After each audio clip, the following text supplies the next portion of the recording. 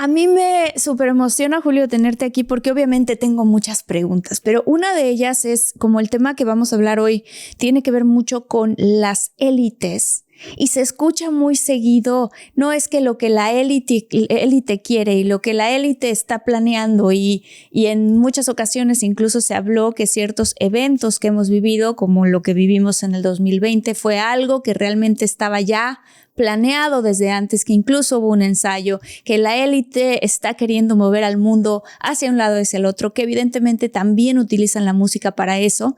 Eso es lo que se cuenta, no lo estoy diciendo yo, es lo que yo he escuchado y es lo que hemos hablado también en otros episodios con Julio.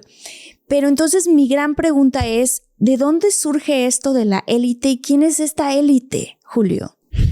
Mira, como tal decirte surgió en tal momento, en tal lugar o algo, no tengo una razón exacta. Para mí la élite siempre ha estado entre nosotros, de una u otra manera siempre ha habido un control y eso siempre se ha dado por un tema social, político, cultural, religioso, que lo podemos ver desde los judíos, lo podemos ver desde las diferentes monarquías en Europa, lo podemos ver desde los enfrentamientos o diferencias intercontinentales que se dan hoy, como por ejemplo Rusia, China, Estados Unidos, Brasil. Al final las élites lo que están buscando es tener un control absoluto desde el poder. Por ejemplo, cuando allá en la época de Jesucristo, el hombre lo seguían diferentes fariseos, rabinos, lo seguían obviamente jesuitas, lo seguían fariseos, porque cada uno querían algo de él. El hombre cuando empieza a decir, no, un momento, es que las cosas son así, porque hay un mandato divino, todo el mundo se le va encima y termina crucificado. Y él no tenía por qué ser crucificado, además, porque era rey y tenía derecho a ser rey. Y no porque fuera el hijo de Dios, como nos lo hace ver el clero católico. No, es porque él tenía descendencia de reyes, tenía sangre real. Pero claramente no convenía, ¡pum!, saquémoslo del camino. Si lo miramos hacia la modernidad, hacia lo que vivimos hoy, estas grandes familias que quieren tener un control sobre las cosas que realmente nos afectan. Partamos de un principio, que es la economía. La economía es la administración de recursos escasos a necesidades infinitas. Por ejemplo, Venezuela y toda la crisis que está viviendo hoy el país, que me solidarizo con todo el pueblo de Venezuela. ¿Por qué no lo han intervenido? Fácil, pues tienen un montón de reservas de petróleo que claramente no van a soltar y que saben que si invaden de una vez se va a venir Rusia, que también está detrás de estas reservas, porque eso es algo que está moviendo la economía mundial. Punto. Entonces tienen un monopolio.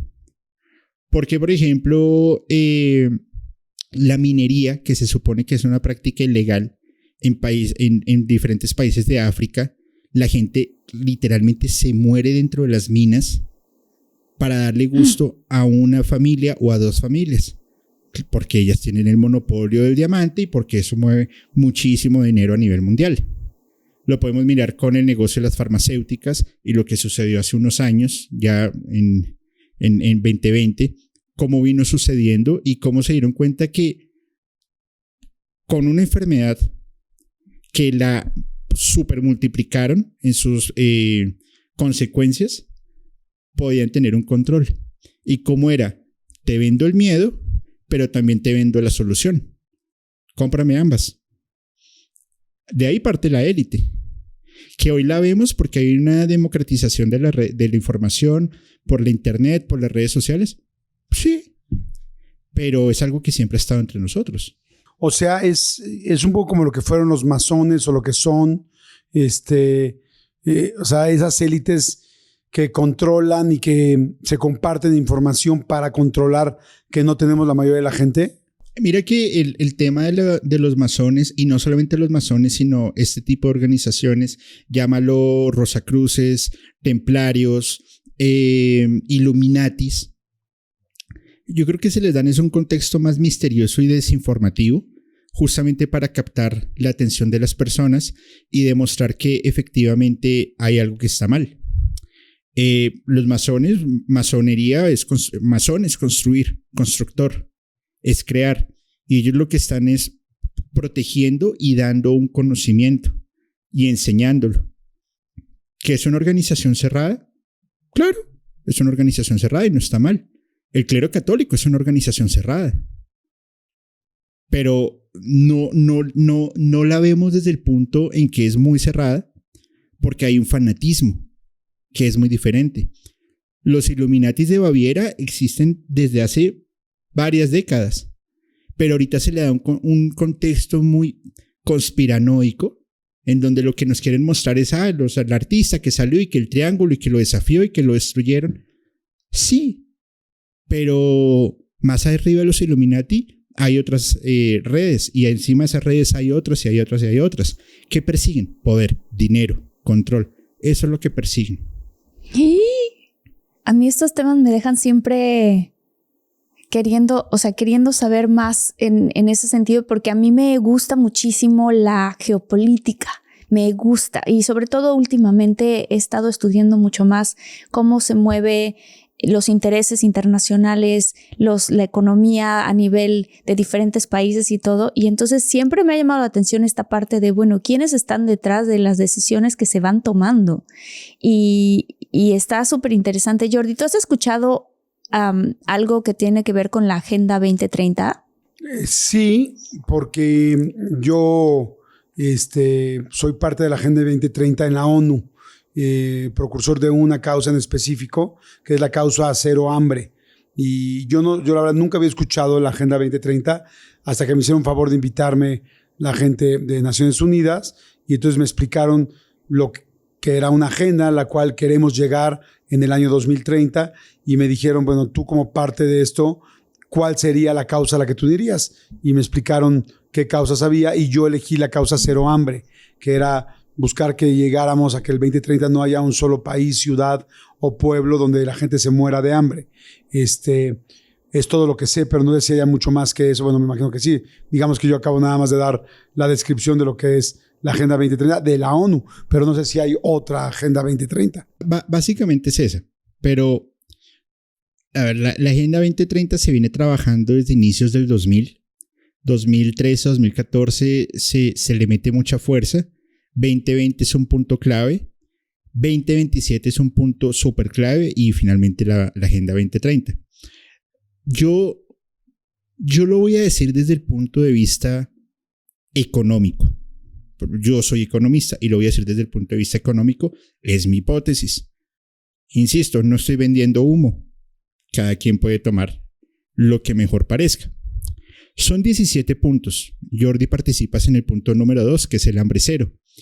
Pero miremos solamente un punto, el fin de la pobreza, donde encontramos en un mundo en donde claramente los recursos son repartidos de forma supremamente injusta, en donde el rico es cada vez más rico, el pobre es cada vez más pobre, donde los índices de hambruna, los índices de pobreza absoluta, de no poder acceder a servicios básicos como el agua, en países de África, aquí en Colombia, en La Guajira, en México, hacia las zonas indígenas, por la península de Yucatán, donde no hay agua potable, y estamos a 6 años menos de llegar a este objetivo.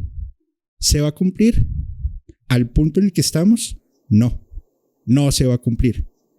Salud y bienestar, y las personas no tienen acceso a un sistema digno de salud, a menos que pagues un muy buen dinero. Pero esas personas que pagan muy buen dinero, pues son personas que tienen esa capacidad. Estamos hablando que es más o menos el 10% de la población, y el otro 90%, ¿cómo lo van a hacer? Educación de calidad. Entre más sesgados, más ciegos y más ignorantes se tengan a las personas, es mucho más fácil de manipular. Claro. Tú le das a un niño un libro y él te lo lee y te descifra el problema. ¿Les conviene que le den un libro? No, dales esto. El internet.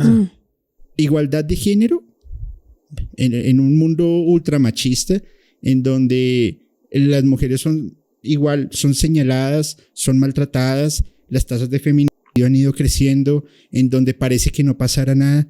O sea, son cosas que se idealizan en un ámbito muy grande y que pues ojalá llegáramos a eso, pero para que esa realidad se llegara a conseguir, desgraciadamente, o sea, tocaría hacer casi lo que hizo Thanos en Avengers. Vámonos con todos. ¿Como que un reseteo? Claro, pero el reseteo es acabar de raíz. Mira, en la economía la pobreza es un indicador necesario para el desarrollo de la economía, pero la pobreza absoluta o la pobreza exagerada claramente es algo que no está bien. Es como los robos políticos, o se me olvidó el nombre. Los robos políticos. Esta parte oscura de la economía, la corrupción, gracias. La corrupción es necesaria en la política, la corrupción es necesaria en la economía. Y no lo digo yo, lo hizo un premio Nobel de Economía. Pero cuando se pasa el punto de la exageración, pues claramente es donde se jode todo. Y países latinoamericanos sobre todo, es donde más nos pesa la corrupción. Entonces, la élite nos muestra un mundo ideal que a mi juicio es imposible de conseguir, a menos que se logre un control masivo. ¿Y cómo se logra el control masivo? Desinformación, temas de enfermedades, temas de vacunas que sí son o no son, que este año nos han intentado meter varios golpes, como por ejemplo el brote del bono, se me olvidó el nombre, que generó un pánico increíble y las personas decían, cuídense, pero no nos vamos a encerrar. Ahora, para volver a encerrar a las personas tendrían que hacer un acto de barbarie, casi obligando con fuerzas militares a las personas a que se queden en su casa, porque las personas ya no van a acceder a eso. Entonces, miren esto tan delicado, de 17 puntos a nivel político, a nivel geopolítico, a nivel geoeconómico, pues todo se desbalanza. La primera muestra fue el 2020 y miren todo lo que causó ahora. Imagínense lo que pueden hacer hacia adelante y cómo las grandes potencias se están preparando.